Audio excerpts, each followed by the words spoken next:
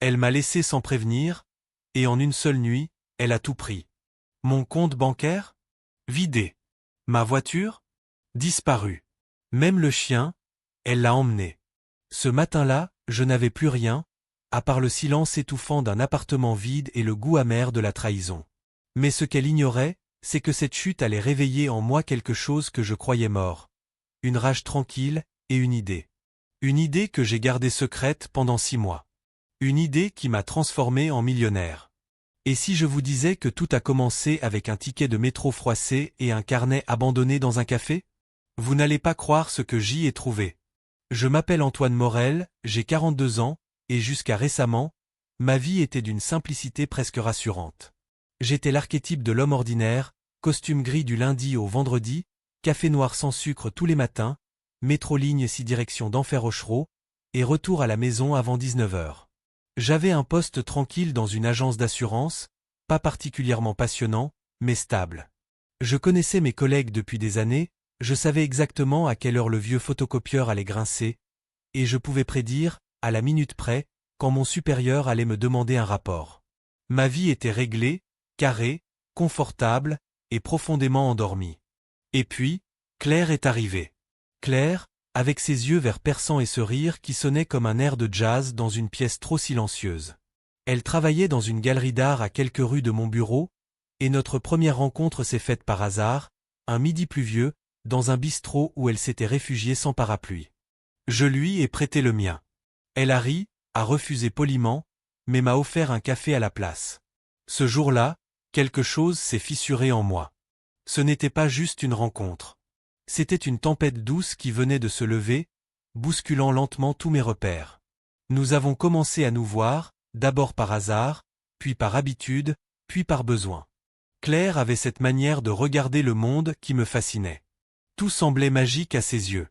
Elle pouvait parler pendant des heures d'un tableau abstrait, d'un vieux roman oublié, ou même de la façon dont la lumière tombait sur le trottoir en fin d'après-midi.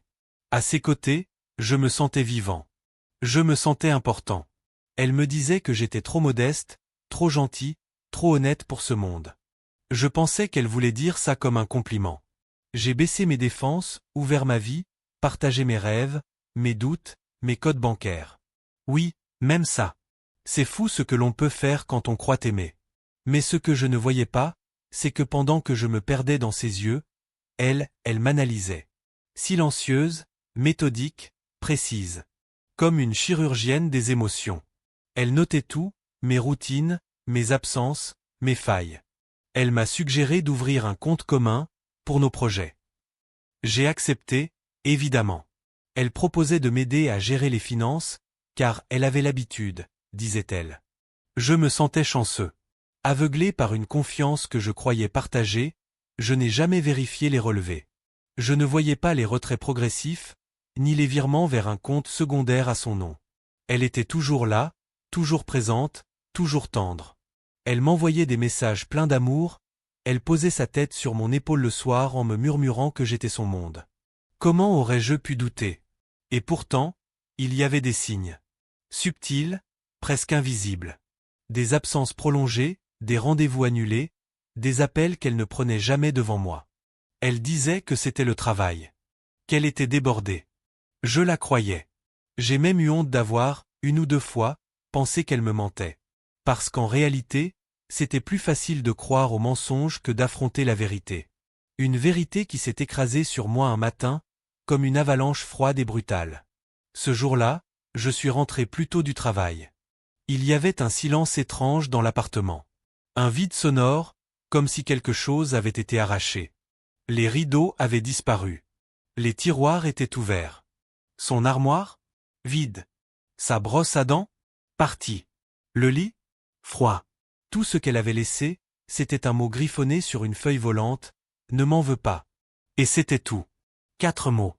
4 misérables mots pour effacer 3 années de vie commune. Mon cœur s'est arrêté. Mon estomac s'est noué. J'ai appelé son numéro. Injoignable. J'ai couru à la banque. Compte vidé. Elle avait tout pris. L'argent, les bijoux, les souvenirs. Même le chien. Elle avait laissé derrière elle un homme brisé, en larmes, à genoux dans un salon désert. Mais ce que Claire ne savait pas, ce qu'elle n'aurait jamais pu imaginer, c'est que cette trahison, aussi violente soit-elle, allait devenir le catalyseur de la plus grande transformation de ma vie. Parce qu'au fond du gouffre, là où tout semble perdu, quelque chose s'est allumé en moi. Une flamme que je croyais éteinte depuis longtemps. Une soif de justice. Une faim de renouveau. Et, surtout, un désir profond de reprendre le contrôle. Ce qu'elle a déclenché ce jour-là, en croyant tout voler, allait, 6 mois plus tard, me rendre plus riche que je ne l'avais jamais été. Pas seulement d'argent, mais de réponse, d'ambition et de revanche silencieuse. 3 mois avant que Claire ne me quitte, alors que je ne soupçonnais encore rien de ce qu'elle préparait dans l'ombre, j'ai fait une rencontre qui allait devenir, sans que je le sache, le point d'inflexion de toute mon existence. C'était un mercredi, en fin d'après-midi, et je m'étais arrêté dans un vieux café de Montparnasse, un de ces lieux hors du temps où l'odeur du cuir usé se mêle à celle du café brûlé. J'avais eu une journée terne, grise, comme toutes les autres, et j'avais besoin de silence. De calme. De quelque chose que je ne pouvais pas nommer. Je me suis installé à une table près de la fenêtre, et c'est là que je l'ai vu. Un homme dans la cinquantaine, visage marqué, les cheveux en bataille, assis seul avec un carnet noir posé devant lui. Il écrivait avec une intensité que je n'avais jamais vue. Ses gestes étaient rapides, nerveux, presque compulsifs, comme s'il tentait de capturer quelque chose qui allait lui échapper. J'étais captivé, sans comprendre pourquoi. Pendant une bonne demi-heure, il n'a pas levé les yeux. Il griffonnait, raturait, dessinait des schémas, des mots-clés, des formules. Il murmurait même parfois, comme s'il se parlait à lui-même. Il dégageait une énergie étrange, un mélange de génie et de folie. Puis, brusquement, il a rangé son stylo, s'est levé, a réglé son addition, et est parti en oubliant son carnet. J'ai attendu quelques minutes, pensant qu'il reviendrait. Mais non. Il s'était volatilisé. Le carnet, lui, restait là, abandonné, comme un mystère offert. J'ai hésité. Longtemps. Ma première pensée a été de le confier au serveur. Mais quelque chose m'a retenu. Une intuition. Un appel intérieur. J'ai tendu la main. Et je l'ai pris. Ce carnet, c'était un chaos fascinant. À peine rentré chez moi, je me suis jeté dessus, incapable d'attendre.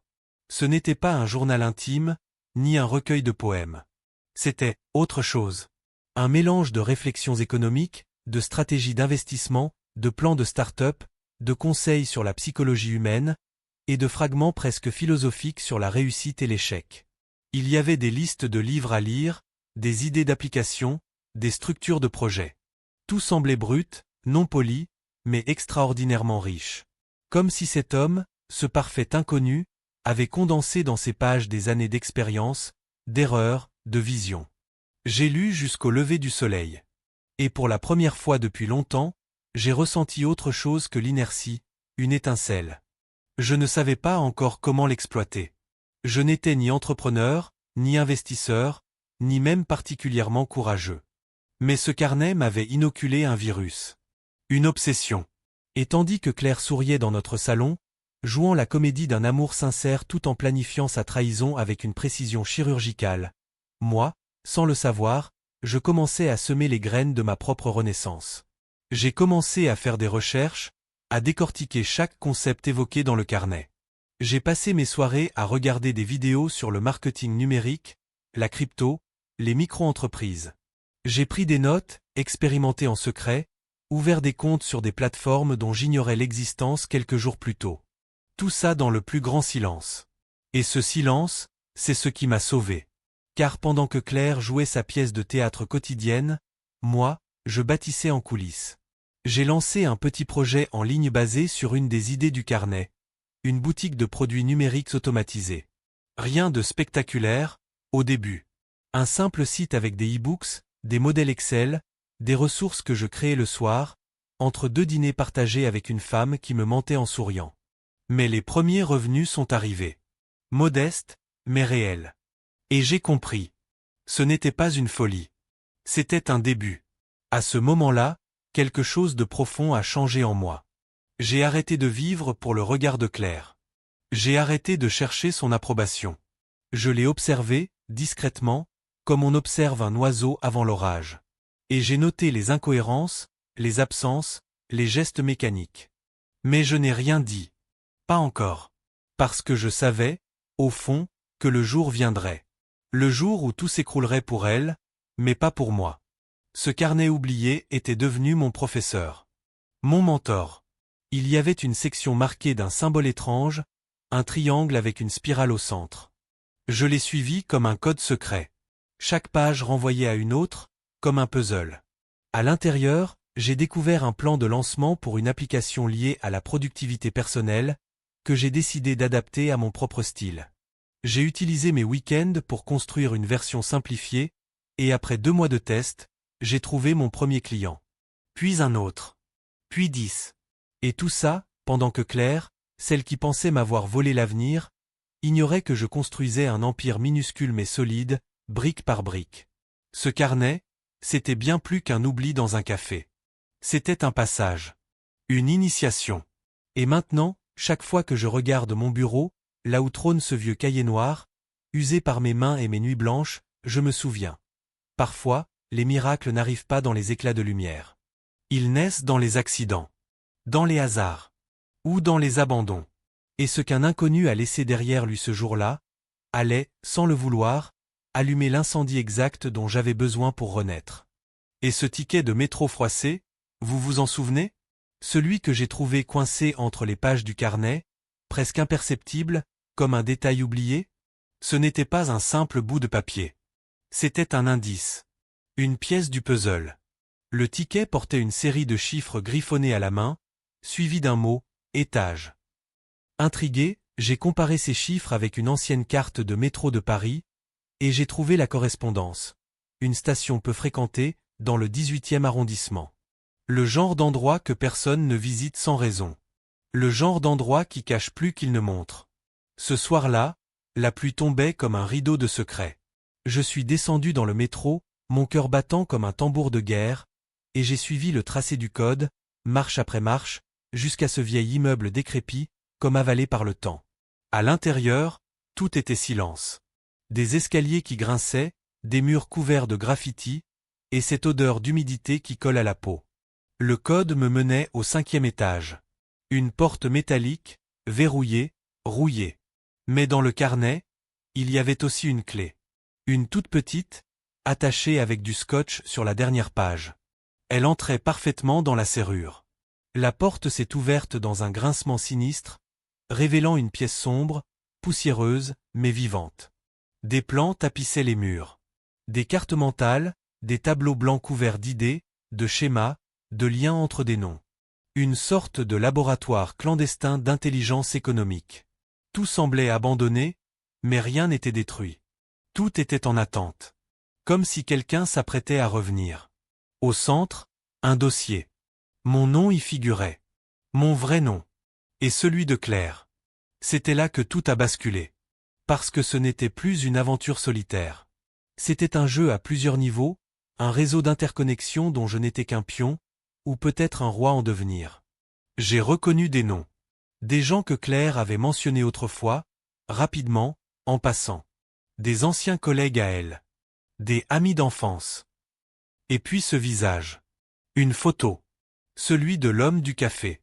En dessous, une note griffonnée, test réussi. Je me suis senti glacé. Était-ce un piège? Une expérience? Était-ce moi qui l'avais choisi dès le début?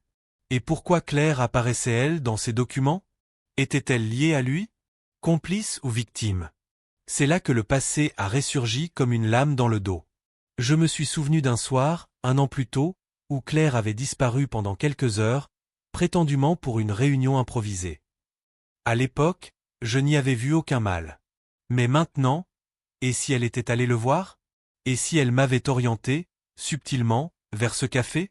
Et si tout cela n'était pas un enchaînement de coïncidences, mais un scénario parfaitement orchestré? Une initiation? Une succession d'épreuves déguisées en accidents?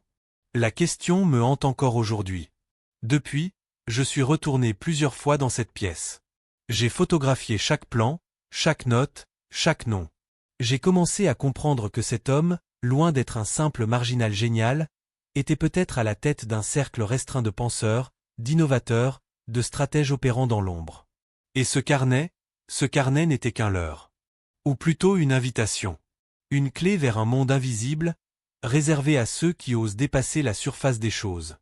Mais ce n'est pas tout. Car récemment, en analysant l'un des croquis du dossier, j'ai découvert un logo que j'avais déjà vu auparavant, sur un ancien carnet de Claire. Ce détail, insignifiant à l'époque, me frappe aujourd'hui comme une évidence. Elle savait. Elle savait tout. Et si elle m'a quitté, ce n'était peut-être pas pour me voler, mais pour me pousser. Pour me libérer. Ou pour m'éloigner d'un danger dont elle connaissait l'existence. Ce qui me semblait être une trahison brutale, était peut-être un acte nécessaire. Alors je vous pose la question. Jusqu'où êtes-vous prêt à aller pour comprendre la vérité? Car moi, je n'ai plus le choix. Les pièces du puzzle s'assemblent. Les liens deviennent plus clairs. Et ce que je vais découvrir ensuite pourrait bien changer non seulement ma vie, mais la vôtre aussi. 6 mois plus tard, je ne suis plus cet homme brisé qui regardait le plafond la nuit en se demandant où il avait échoué. Aujourd'hui, mon nom circule dans les sphères discrètes de la finance alternative, du e-commerce clandestin et de l'investissement stratégique. J'ai créé ma propre société, un réseau aussi invisible qu'efficace, avec des associés aussi brillants qu'inaccessibles. Ce que j'ai bâti à partir de cendres, personne ne pourrait l'imaginer. Je ne cherche plus à prouver ma valeur, je suis devenu la preuve. Mais alors que tout semblait enfin aligné, un appel a rompu le silence. Numéro inconnu. Voix tremblante. Claire. Elle hésitait. Elle respirait fort, comme si le simple fait de m'appeler était un fardeau. Elle voulait parler. S'expliquer. Me revoir. Et dans sa voix, il n'y avait plus cette assurance froide que je connaissais. Juste une fragilité. Une peur. Une femme qui, peut-être, regrettait.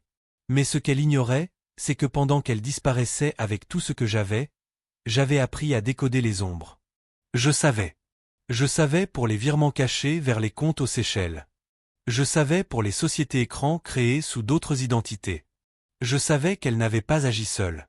Et surtout, je savais que l'homme du café, ce mystérieux écrivain, n'était pas un inconnu pour elle.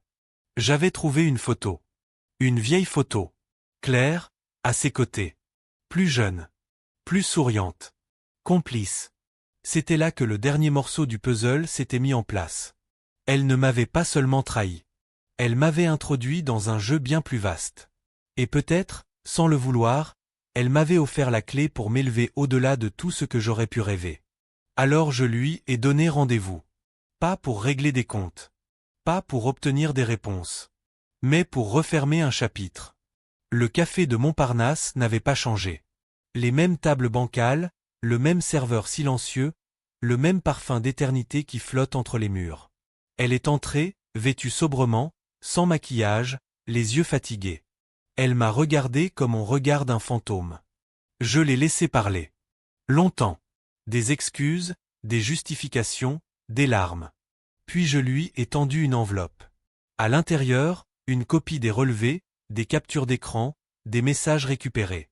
Elle a blêmi. Et quand elle m'a demandé ce que j'allais faire, je lui ai simplement répondu que je ne ferais rien. Que je n'avais plus besoin de vengeance.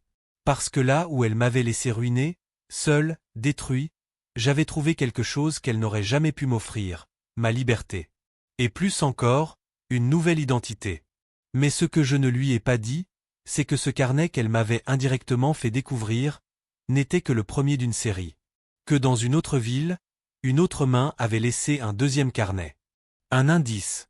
Un prolongement. Une nouvelle porte. Et cette fois, ce que j'allais découvrir allait bien au-delà de tout ce que j'avais connu. Parce que l'homme du café n'était pas seul. Et Claire non plus. Ce que j'ai débloqué, en résolvant leur énigme, ce n'était pas une revanche. C'était un recrutement. Et ce qui m'attend de l'autre côté de cette nouvelle porte, pourrait bien redéfinir les règles du pouvoir lui-même. Mais ça, c'est une autre histoire. Et je ne suis pas encore prêt à la raconter.